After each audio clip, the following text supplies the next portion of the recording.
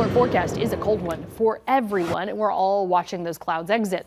So even this morning, mostly to partly cloudy is a transition point happening by sunrise. Last couple of specks of snowfall adding up in the Smoky Mountains at that point, but also adding up to 20s spreading out for everybody. So be prepared to be bundled up, especially the kids standing at the bus stop are going to want all of those warm layers. I'm talking, I walked in with my earmuffs and a scarf ready for our food drive. We'll be standing outside collecting donations throughout the day today and tomorrow for Second Harvest. We don't have the good showy snow on the ground for most. Some had a good coating on cars and grass and shrubs outside of the valley. Of course, the big winner always the mountains, but you can see where we had those light to moderate snow showers right on track in that first alert forecast. Northeast Tennessee, far southeastern Kentucky, far northeast Tennessee, and then piled up into the mountains of Sevier County, especially Blount County, Cocke County to Greene County. As we move forward with the day, we are moving this out. Basically, the cold front itself is being felt now as we go through the day. Clouds are exiting.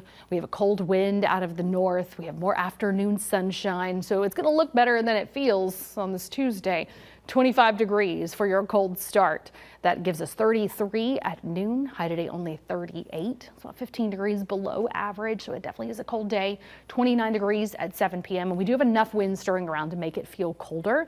So just tell yourself it's more so in the 20s to low 30s at midday. Again, it could feel a few degrees colder at times this afternoon, so that's where we're limited to it just not feeling like it's going anywhere. 20s to low to mid 30s. It can feel like 34 at times in Knoxville, 32 at times Sevierville, 30 at times Madisonville.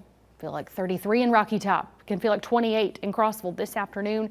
Dress for 32 for a wind chill in Robbins to La Follette. Easily feeling like 28 at times in Middlesboro. Zoomed in. First alert feels like forecast where you live. Can feel like 27 in Morristown and 30 in Gatlinburg. So that warm layers all really coming in handy today. And well, tomorrow morning, one of the big changes tomorrow is going to be that the winds are going to turn in our favor, turn up those temperatures, but not for long. It'll be 22 in the morning. So think of that as just everything settling in behind the last front. Then those winds start stirring and it quickly warms. I mean, freezing at 10, 42 at noon, just leaps and bounds jumping into those upper 40s tomorrow. Even some spots could easily hit 50, but those winds are going to increase. So that turning of the wind is actually part of the warming. So notice it becomes breezy and these are just the sustained winds. Gusts will actually pick up to even 30 miles per hour at times tomorrow as we have this cold front approaching. So the winds increase with just a few clouds passing by and this little stray drizzle southeastern Kentucky. Clouds increase then Wednesday evening.